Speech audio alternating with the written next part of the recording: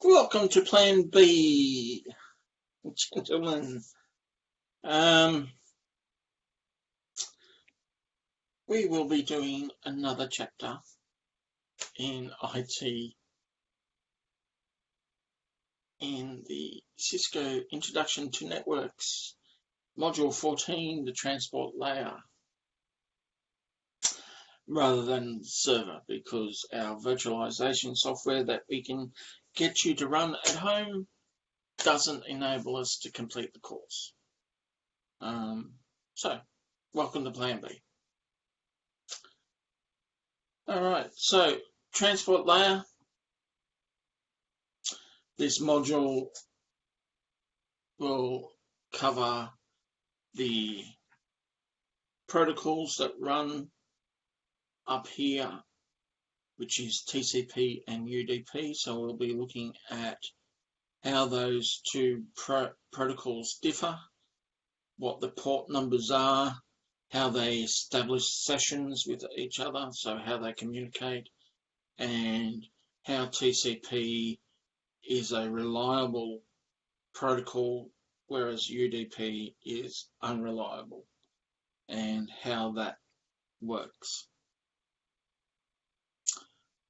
So I haven't purged this PowerPoint of all the you can now go off and watch the video slides, so we'll just skip those when we get them.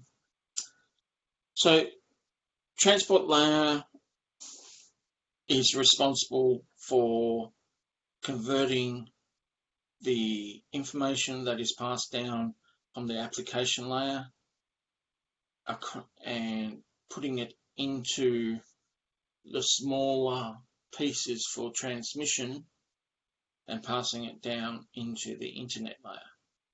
So how does it communicate? So like with every layer, it communicates with the layer above and below and its corresponding partner at the destination. So we'll be looking at how this occurs. We've had some of this information before, so we need to keep track of individual conversations, where that's multiple web pages, online chatting, whatever you're doing. Every application running at the same time is considered a conversation as far as TCP and transporting goes. So we need to track each of those applications. We need to break them up into smaller segments so that we can interweave each of these conversations between each other and reassemble them when we get to the other end. To do this, we need to add some information to the actual data we're transporting, and this allows us to, as I said, interleave all these conversations together in one flow, and we do this by using the protocols TCP and UDP. So these are not a single protocol. They're actually, if you like, a suite of protocols, just like IP. Alright, so when we talk about the suite, we're normally talking about TCP IP, but in this case we're just going to concentrate on the functionality of TCP and UDP and how they engage in transporting the data to the other end. So we need to place a number on these little segments, and that's used to keep track of the segments that were transmitted so that we can acknowledge their receipt retransmit any that are missing, and because we're giving them a number, we can use that sequence of numbers to reassemble the full message at the other end, and this enables us to make more efficient use of the available bandwidth and resources by breaking these messages up into smaller chunks. So, for example, a voice conversation doesn't get stuck behind a big download of like the ISOs that we downloaded for server. Whereas UDP doesn't provide as much functionality as TPC. Let's get the initials around the right way. TCP. UDP is connectionless. In other words, it doesn't talk to the other end.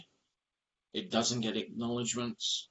All what it does is it breaks up the data into segments.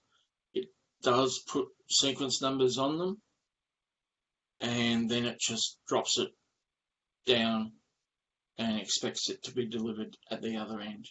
There's no error detection or correction within UDP. There's no retransmissions. It's just like dropping a mail, snail mail, so dropping the envelope into the post office mailbox. That's best effort delivery. Alright? You take no responsibility for its delivery. You don't expect an acknowledgement or anything like that. You don't confirm that the recipient's at home before you send that mail, that envelope. That's what UDP is. So applications need to select the correct transport layer protocol for its functionality. So things like voice and DNS, we want fast, we don't want a lot of overheads, and we definitely don't want to resend lost data in a voice conversation. That'd be like getting half a word 2 words later or something like that. It'd be very confusing. Whereas things like our large data files like emails and web pages, we want to confirm that all the information gets there and that it's reassembled in the correct sequence before displaying it to us. So it's not as time sensitive, whereas UDP is used where there's a time sensitive element involved. So TCP, what makes it reliable is that it establishes a session with the other end. It negotiates the parameters of how it's going to communicate between the source and destination before it starts to send any data across. Now, because of this two-way communication, it can ensure reliable delivery of the segments that it sends, and because it waits for acknowledgements from the recipient before continuing to send more information. Now, how many segments it sends before it waits for an acknowledgement is part of this establishment of the communication protocol. So up here, it'll say how many segments to send before it pauses and waits to receive an acknowledgement that everything was delivered okay. If it doesn't get that acknowledgement, then it'll resend the missing segments. Because we're sending it across a wide range of networks, we can't always guarantee that the path it takes for each segment is going to be the same.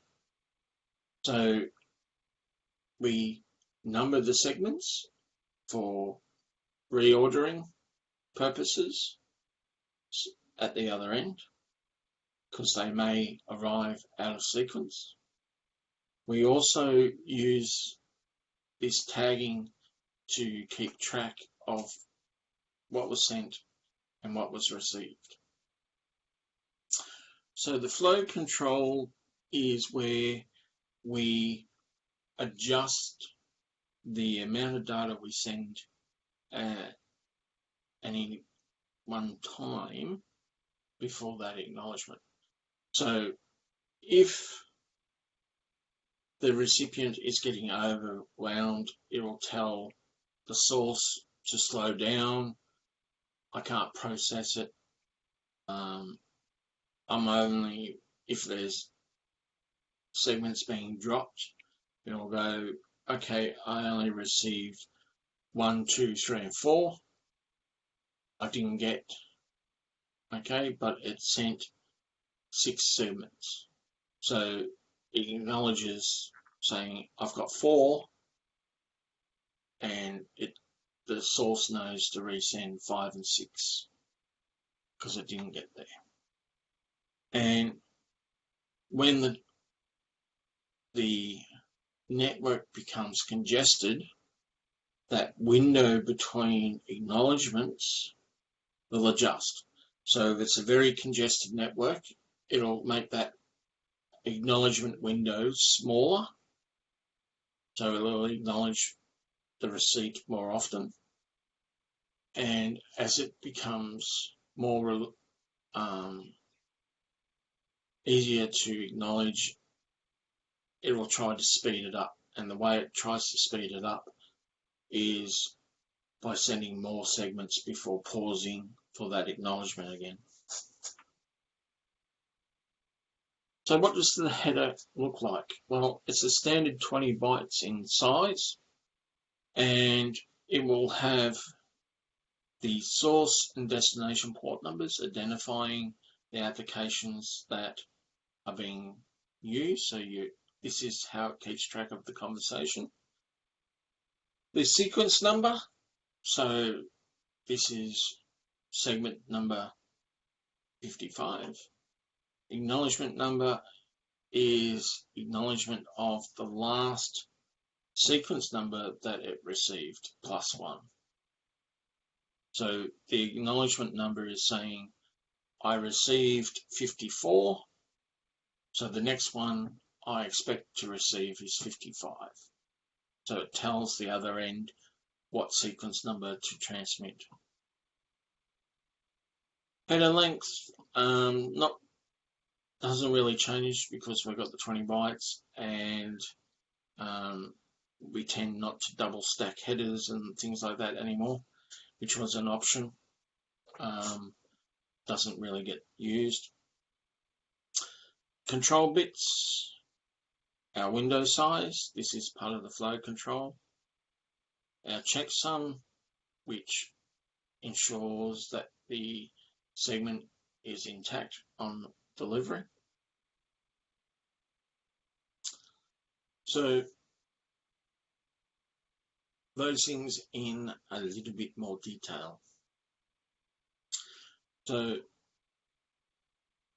you can read it, but control bits is basically saying what the purpose of this header is for. And so I'll leave it there as I talked about most of it. So applications that use this protocol is wanting the data to be segmented. It wants to be reliable. Okay, so all the characteristics that we talked about in TCP. UDP, on the other hand, it does reconstruct data at the other end. It kind of resequences it. And I say kind of. It can only resequence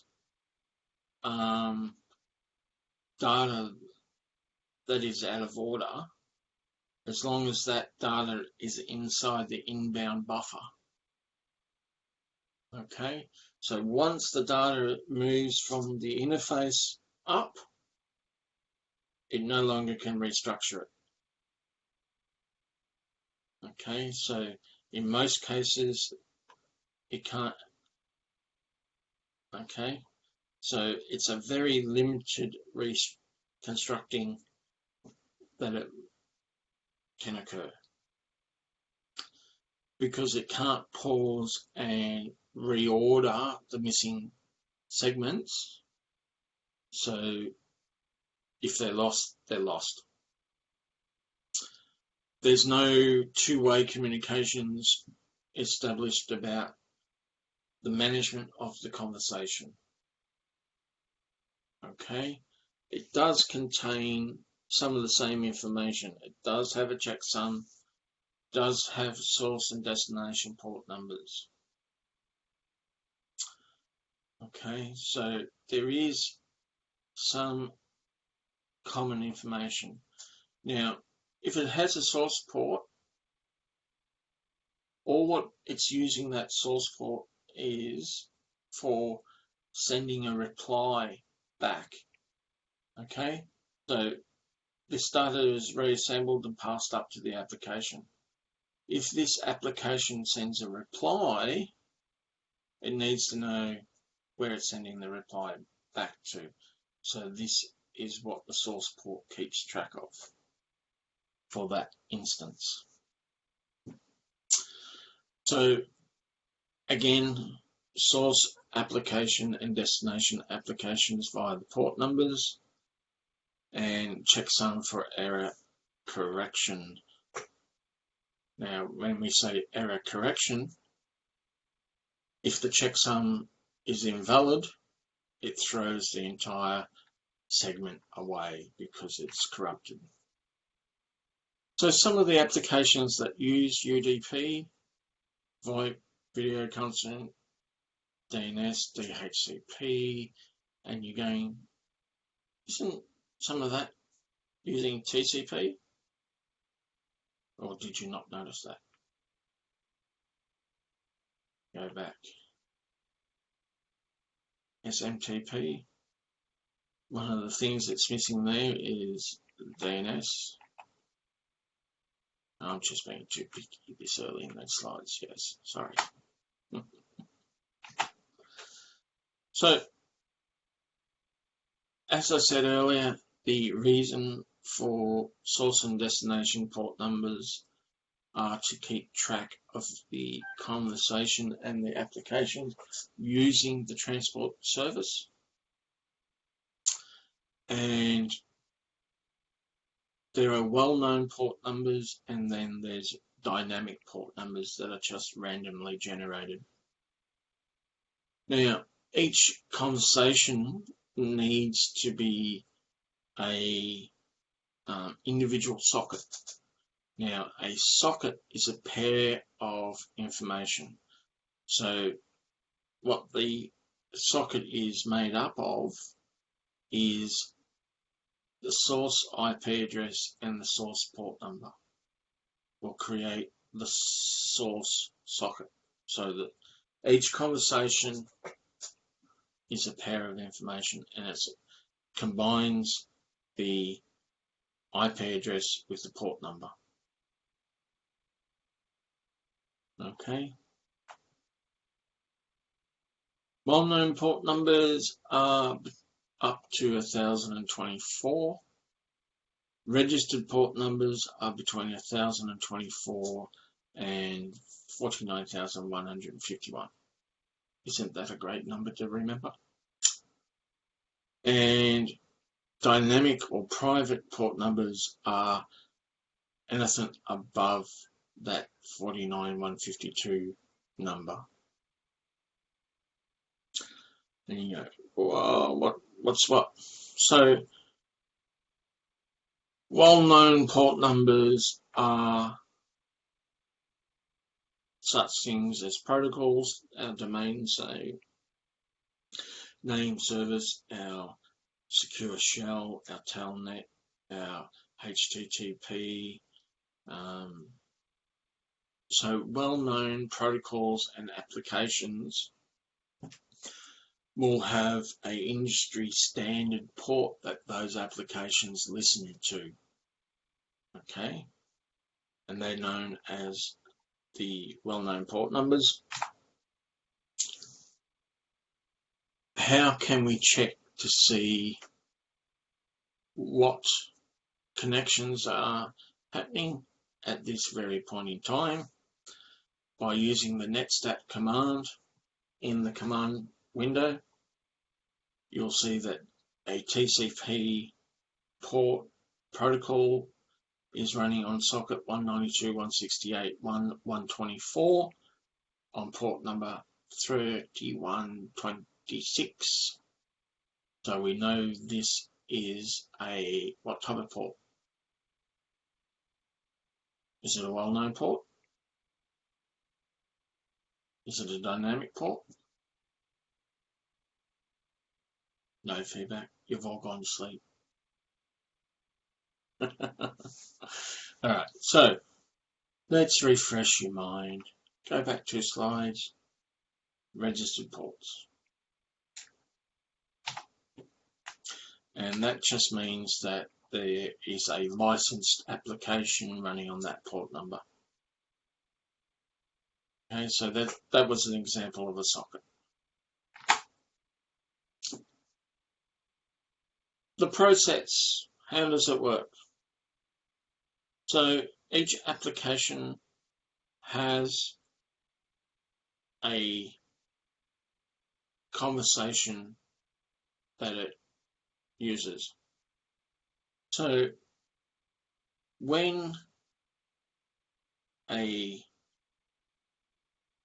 client requests a web page, it'll send the request to the server on port 80. So that'll be the destination. The response from the server, the source port will be port 80, and the destination port will be that randomly generated port number for it. That's all right, Charles. I'll just, I try to keep you awake and, involved in what's going on for the few that join these presentations. The idea is to keep myself awake as well.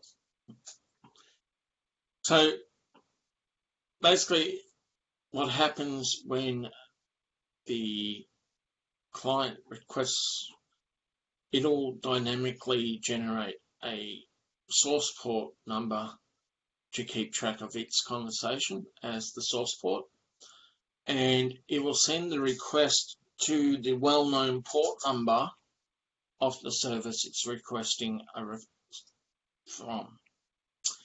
So arrive at the server on port 80 going, this is a web page request and I wish you to send the reply to this request back to me on this IP address and this port number.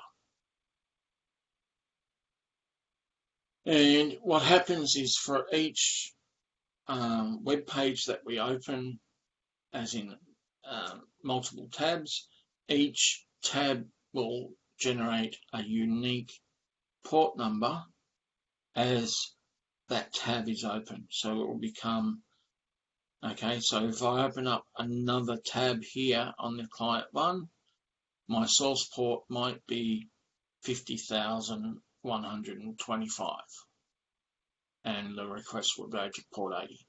So when the reply comes back, it knows which web browser tab to send that information to, because each one will have a unique port number associated with the request. TCP, as I said, was connection orientated. It talks to the recipient before it starts sending the data. So how this works is the first thing it does is send a sequence requesting establishment of communications.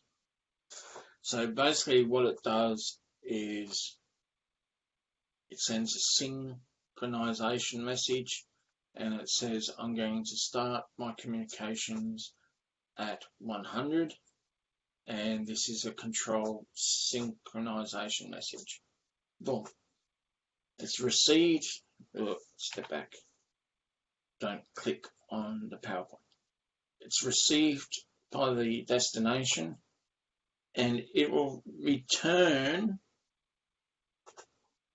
a reply, and that reply will say, I will start my segment tracking at 300, and I acknowledge receipt of your sequence number +1. So here's my sequence 100. I acknowledge, saying the next sequence number that I expect to receive from you is 101. So it's received everything prior to that. And that gets received by the original requester. It'll then come back with an acknowledgement saying, next sequence number, I acknowledge receipt of your sequence start. Okay, 301, sequence +1. And the message type it's sending back is an acknowledgement. Now that both sides of the conversation are in sync, communication can start. Once the data is finished being transferred to the destination, the source will go, okay, I'm finished, and the destination will acknowledge receipt of that finish request, and then it will send its own finish request and host A acknowledges that, and that is a neat finishing of the sessionation. Sessionation? I'm making up all good words today, aren't I? I obviously need more coffee. All right, so that is a good termination of the session. Sessionation. See, times making up my own words as I go along. Okay, so we just went through the fact that it does a three-way handshake. It verifies that the destination can receive the information, and it informs the destination that it intends to send it. So the process here is very neat, compliant with each other. Okay. And the three-way handshake basically doesn't really send any data. What it's sending is effectively headers. Alright, so it's sending a sequence number, and it'll be the SING, so there'll be that. And then when it gets a reply from the other end, the reply will send a sequence number, an acknowledgement, and in the control bits, it'll be an acknowledgement and a sequence combination in the control flag section. So you can now watch that video. Moving on. All right. So as you can see here, congestion might occur and data will be sent in multiple paths to the destination. And because it can use multiple paths to get to the destination, segments can arrive out of order, as shown in this diagram. So what happens at this end is it goes, okay, I've got 1 and 2, I'll just wait. I've got 3, I've got 4, I've got 5, I've got 6. So I'll reshuffle these up, and put them in the right order. Alright, so that's my option A. What happens if things are lost? Well, I've received 1, 2, I've sent 3, 4, 5, 6, 7, 8, 9, 10,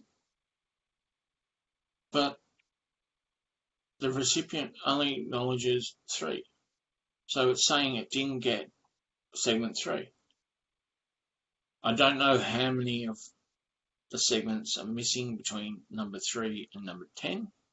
So I'll resend from number 3 to number 10 again, and then it gets an acknowledgement saying, okay, you can now send 11. So this is how the reliability of the protocol works. So the sequence numbering and the acknowledgement work to tell each other what it received and what it expects next. Now, one of the things it can do is do a selective acknowledgement, which is known as SAC. And what this does is it tells it that, okay, I'm acknowledging from 3. In other words, I need to restart at 3.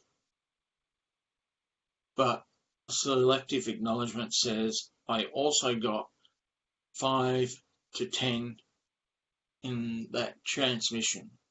So I'll send 3 and 4 because that's missing out of the sequence. And I'll send a little bit more just to make sure it gets progress happening. And B responds saying, yep, keep going from 13, moving on. So by using this option within the TCP feature called SAC, we can make retransmissions more efficient than just using the standard protocol. Now, flow control is where we negotiate how many of these segments are sent back and forth. Now, we say segments, but because what we are doing is actually keeping track of the sequences, and for ease, we say the sequence number equals the bytes transmitted.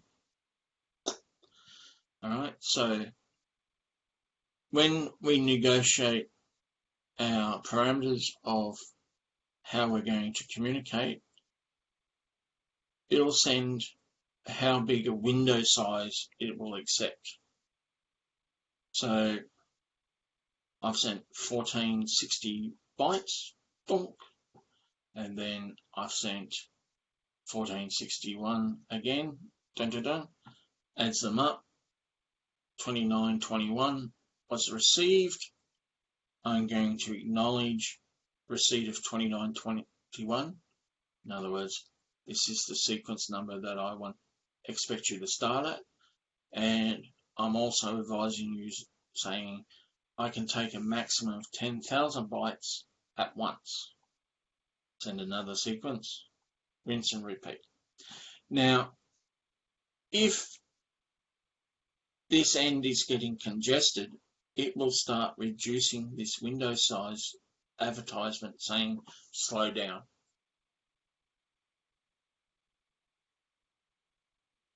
Okay. So what that window size is saying how many I can receive before I'm going to send an acknowledgement as a maximum. But if I'm going to allow a short delay between receipt and acknowledgement, because I don't want to hold off acknowledging receipt and forever, it will just acknowledge what it's received in a given time. Now, part of this negotiation is the maximum segment size that can be sent at any given time. Now, default, it's 1460 bytes in IPv4 because the Ethernet maximum size of transmission is 15,000 bytes. Now, you're going, but 1460 is 40 bytes away from 1500 bytes of Ethernet maximum transmission unit. Yes, it is, because we need to take into account the 40 bytes for the header for TCP and IP. Okay, so when you look at the overall size, it must include any additional headers we put onto the payload. All right, so this is the actual payload or the data being sent, which doesn't include the headers that we add to it.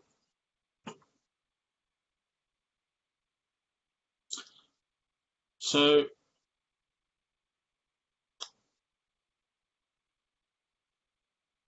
one of the things that will happen is if we're sending segments and we're not getting acknowledgements consistently, in other words, we're losing packets all the time, is it will reduce the number of bytes it sends. So it's not just one way in the flow control, it's two ways. So just remember that both ends can adjust the flow of the communications. Okay, as we said earlier, UDP is not connection based, so it doesn't have as many overheads to transport the data to its destination. So it doesn't establish connection to the receiver, so it doesn't have this three-way handshake, and it doesn't have as large a,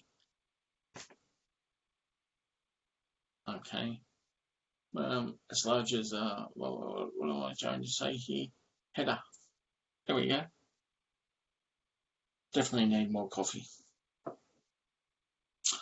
All right, so UDP sends the same 6 datagram packets across. Well, that's not packets. Yeah. Arise out of order. Oh well, number 3 didn't get there. So sad. It relies on the upper layers to put them back in order. Okay.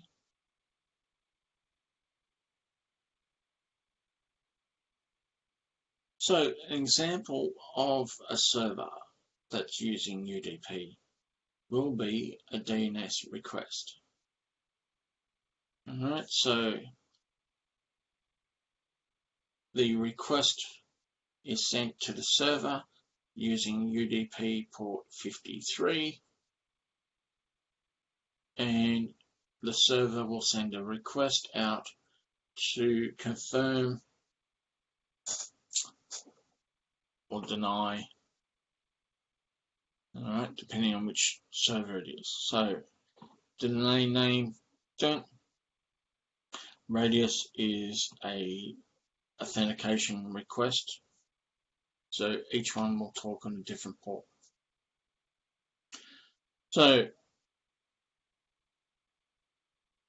we've sent the request in from port 49.152 to port 53, and the response, you guessed it, the port numbers are reversed. Port 53 is now the source, and 49.152 is the response or destination. So just to be clear, hopefully it's clear, is that every time you send a request, the reply reverses the source and destination information. Kind of makes sense, doesn't it? I'm hoping it makes sense. All right. There's a bit of packet tracer stuff for you to do. And we had a look at TCP and UDP, how TCP establishes a session and ensures reliability and delivery order and supports modification of the flow of data between the two ends. UDP just goes, yeah, I've sent it. All right, that's about it. So port numbers are used in conjunction with IP addresses to individually and uniquely identify all the applications being used by both the source and destination.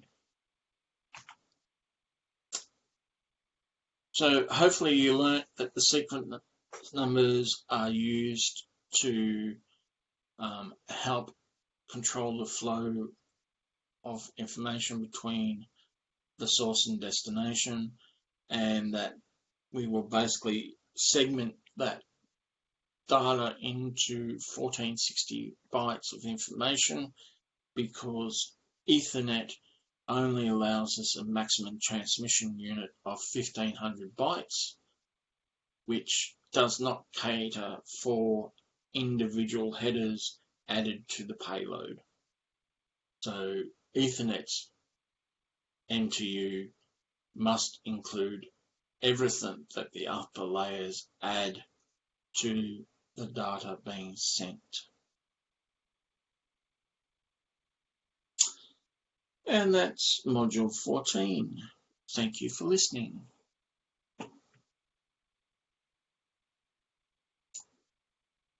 I know what I'm going to be doing for the rest of the day.